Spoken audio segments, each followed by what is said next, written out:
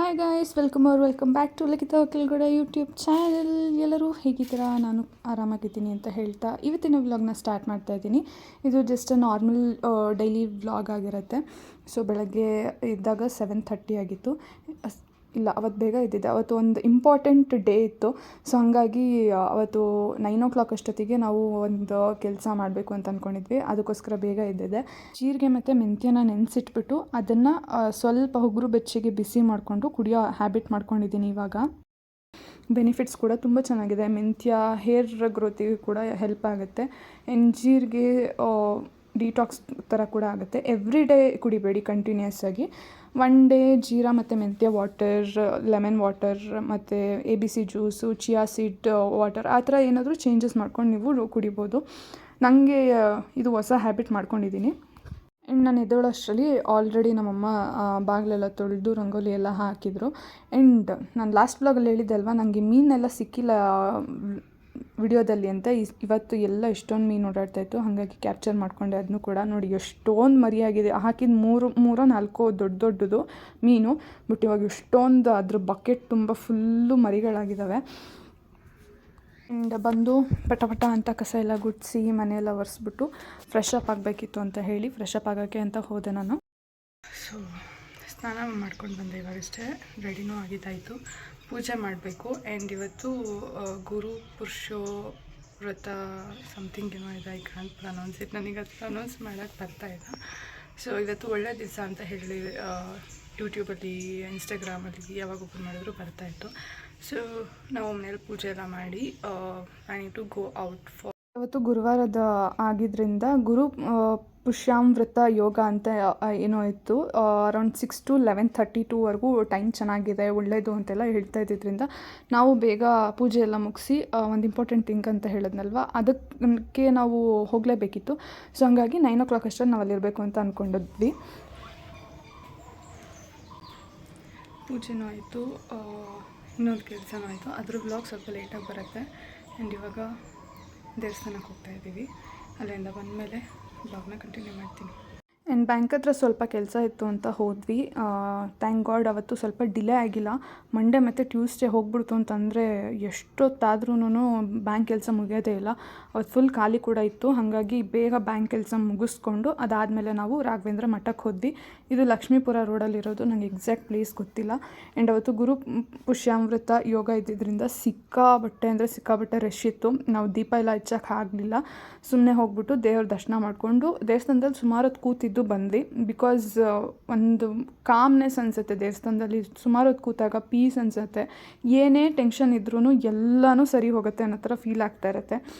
ನಮ್ಮ ಮನಸ್ಸಲ್ಲಿ ಏನಾದರೂ ಗೊಂದಲ ಇದ್ರೂ ಇಲ್ಲ ಎಲ್ಲ ಸರಿ ಹೋಗುತ್ತೆ ಅನ್ನೋ ಥರನೇ ಇರುತ್ತೆ. ಆ್ಯಂಡ್ ವಾಪಸ್ ಬರಬೇಕಾದ್ರಲ್ಲಿ ಡ್ರ್ಯಾಗನ್ ಫ್ರೂಟ್ ಮಾರ್ತಾಯಿದ್ರು. ನಂಗೆ ತಮ್ಮನಿಗೆ ಸಖತ್ ಇಷ್ಟ ಇದು. ಸೊ ಅದನ್ನೂ ತೊಗೊಳ್ಳೋಣ ಅಂತ ಅಂದ್ಬಿಟ್ಟು ತೊಗೊಂಡ್ವಿ. ಅರೌಂಡ್ 120 rupees ಏನೋ kg ಹೇಳಿದ್ರು. 3 ಡ್ರ್ಯಾಗನ್ ಫ್ರೂಟ್ ಬಂತು. ಮನೆಗೆ ರೀಚ್ ಆಗೋಷ್ಟರಲ್ಲಿ 3:30 ಆಗಿತ್ತು. Completely tired ಆಗೋಗಿದ್ವಿ. ಸೊ ನೆನ್ನೆ ಬ್ಲಾಗ್ನ ಕಂಟಿನ್ಯೂ ಮಾಡೋಕ್ಕಾಗಲಿಲ್ಲ. ಹಾಗಾಗಿ ಇವತ್ತು ಕಂಟಿನ್ಯೂ ಮಾಡೋಣ ಅಂತ ಸ್ಟಾರ್ಟ್ ಮಾಡ್ತಾಯಿದ್ದೀನಿ. ಏನು ಪ್ರಿಪೇರ್ ಮಾಡಬೇಕು ಅಂತ ಅಂದ್ಕೊಂಡಿದ್ದೀನಿ ಅಂತಂದರೆ, ಬೀಟ್ರೂಟ್ ಮತ್ತು ಕ್ಯಾರೆಟ್ ತುರಿದ್ಬಿಟ್ಟು ಅದನ್ನು ಕೊಬ್ಬರಿ ಎಣ್ಣೆಯಲ್ಲಿ ಕಾಯಿಸಿ ಅದನ್ನು ನನ್ನ ಫೇಸಿಗೆ ಅಪ್ಲೈ ಮಾಡಬೇಕು. ಇದು ನಮ್ಮಮ್ಮ ನನಗೆ ಯೂಟ್ಯೂಬಲ್ಲಿ ನೋಡ್ಬಿಟ್ಟು ಹೇಳಿದ್ದು. ಯಾರ್ದು ಅಂತಂದರೆ ಖುಷ್ಬೂ ಮ್ಯಾಮ್ದು ಸಿಕ್ಕಾಬಟ್ಟೆ ವೈರಲ್ ಆದಂತಹ ಆಯಿಲ್ ಇದು, ಫೇಸ್ ಆಯಿಲ್. ಸೊ ನಮ್ಮಮ್ಮ ಅದನ್ನು ನಾನು ಮಾಡಲ್ಲ ಅಂದರೂ ಬಿಟ್ಟಿಲ್ಲ. ಇಲ್ಲ ನೀನು ಟ್ರೈ ಮಾಡಬೇಕು ಅಂತ ಹೇಳಿ ಫಸ್ಟ್ ಟೈಮ್ ಅವರೇ ಮಾಡಿಕೊಟ್ರು. ನೀವು ಇದನ್ನು ಮೇಕಪ್ ರಿಮೂವ್ ಮಾಡೋಕ್ಕೆ ಯೂಸ್ ಮಾಡ್ಬೋದು, ಅಥವಾ ನೀವು ಫೇಸ್ ಮಸಾಜ್ ಮಾಡ್ತೀರಾ ಅಂತಂದರೆ ಅಪ್ಲೈ ಮಾಡಿ 5 to 10 minutes ನೀವು ಜಂಟಲ್ ಮಸಾಜ್ ಮಾಡಿದ್ರೂ ನಿಮಗೆ ಗ್ಲೋ ಬರುತ್ತೆ. ಸೊ ಎಷ್ಟೊಂದು ದಿವಸ ಆಗಿತ್ತು ನಾನು ಅದನ್ನು ಮಾಡಿರಲಿಲ್ಲ. ಸೊ ಮತ್ತೆ ಸ್ಟಾರ್ಟ್ ಮಾಡೋಣ ಅಂತ ಅಂದ್ಕೊಂಡು ಸ್ಟಾರ್ಟ್ ಮಾಡ್ತಾ ಇರೋದು. So let's start. ಅದನ್ನು ಪ್ರಿಪೇರ್ ಮಾಡೋಣ ಬನ್ನಿ. ಇದು ಇವಾಗ 1 ಗ್ಲಾಸಷ್ಟು ಎಣ್ಣೆ ಇದೆ. ಇದು ಗಾಣದ ಎಣ್ಣೆ ಬರುತ್ತಲ್ವ, ಅದು ನಮ್ಮ ಮಾಮ ಮಾಗಡಿಯಲ್ಲಿ ಎಲ್ಲೋ ಒಂದು ಶಾಪಲ್ಲಿ ತಂದುಕೊಡ್ತಾರೆ. ಒಂದು ಟೈಮ್ 1/2 ಲೀಟರ್ ತಂದುಕೊಟ್ಟಿದ್ರು. ನಾನು ಅದನ್ನು ಯೂಸ್ ಮಾಡಿದೆ. ನಂಗೆ ಸಖತ್ ಇಷ್ಟ ಆಯಿತು ಅಂತ ಅಂದ್ಬಿಟ್ಟು ಇದು ಮತ್ತೆ ತರಿಸ್ಕೊಂಡಿರೋದು 1 ಲೀಟರ್. ಅದು ಆಲ್ಮೋಸ್ಟ್ ಖಾಲಿಯಾಗಿದೆ. ಅಂದಾಜಲ್ಲಿ ಇದು 1 ಗ್ಲಾಸ್ ಇದೆ ಎಕ್ಸಾಕ್ಟ್. ಸೊ ಸಾಕು ನನಗೆ. ಇದು ಜಾಸ್ತಿ ಮಾಡ್ಕೊಂಡ್ರೆ ಏನಾಗುತ್ತೆ ಅಂತಂದರೆ ಅದರದ್ದು ಪವರ್ ಏನೇನು ಬೀಟ್ರೂಟ್ ಮತ್ತು ಕ್ಯಾರೆಟ್ ಏನು ಹಾಕಿರ್ತಿರಲ್ಲ, ತುಂಬ ದಿವಸ ಹೋಗ್ತಾ ಅದು ಒಂಥರ ಆಗುತ್ತೆ. ಸೊ ಅದ್ರ ಬದಲಿಗೆ 1 ಮಂತಿಗೆ ಅಂತ ಅಂದ್ಬಿಟ್ಟು ಒಂದೊಂದು ಬ್ಯಾಚ್ ಪ್ರಿಪೇರ್ ಮಾಡಿಕೊಂಡ್ರೆ ಇಟ್ಸ್ ಬೆಟರ್. ಸೊ ಹಂಗಾಗಿ ನಾನು ಇಷ್ಟನ್ನು ಪ್ರಿಪೇರ್ ಮಾಡ್ತಾಯಿದ್ದೀನಿ. ಇದಕ್ಕಿವಾಗ 1 ಪುಟಾಣಿದು ಬೀಟ್ರೂಟ್ ಹಾಕಿದ್ದೀನಿ ಆ್ಯಂಡ್ 1 ಹೋಲ್ ಕ್ಯಾರೆಟ್. ಸೊ ಇದೆರಡೂ ಅದು ಸ್ವಲ್ಪ ಬಿಸಿ ಆಗ್ತಿದೆ ಅನ್ನೋವಾಗ ಇದಕ್ಕೆ ಹಾಕಬೇಕು.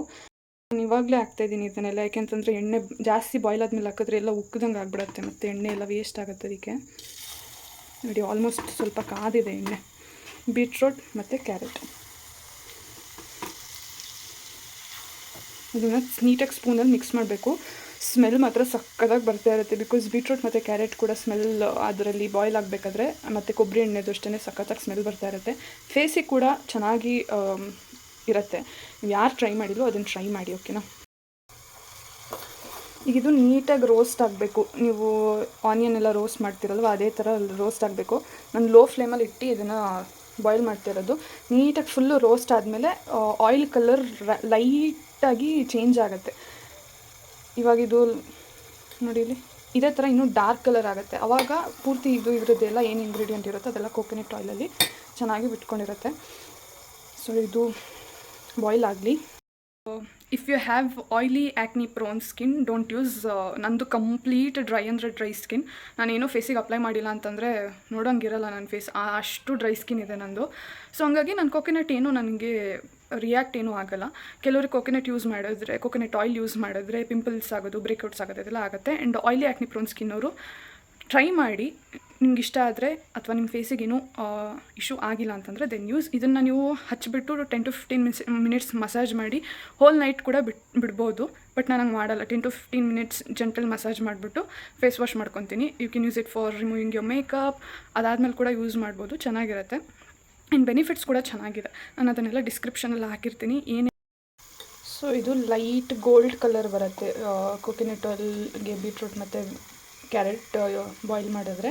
ಸೊ ಈ ಥರ ಆಗಬೇಕು. ಇನ್ನೂ ಇದು ಸ್ವಲ್ಪ ಡಾರ್ಕ್ ಆಗುತ್ತೆ, ಇದು ಇನ್ನೂ ಬಾಯ್ಲ್ ಆಗ್ತಿದೆಯಲ್ವ ಅದಕ್ಕೆ. ಆ್ಯಂಡ್ ಇದನ್ನು ನೀವು weekly once or twice use ಮಾಡ್ಬೋದು. ಇಲ್ಲ ಅಂತಂದರೆ ನೀವು ಯಾವಾಗ ಸ್ನಾನಕ್ಕೆ ಹೋಗ್ತಿರಲ್ಲ ಆವಾಗ ಅದಕ್ಕಿಂತ ಒಂದು 10 to 15 ಮಿನಿಟ್ಸ್ ಮುಂಚೆ ಮಸಾಜ್ ಮಾಡಿಬಿಟ್ಟು ನೀವು ಫೇಸ್ ವಾಶ್ ಕೂಡ ಮಾಡ್ಕೋಬೋದು.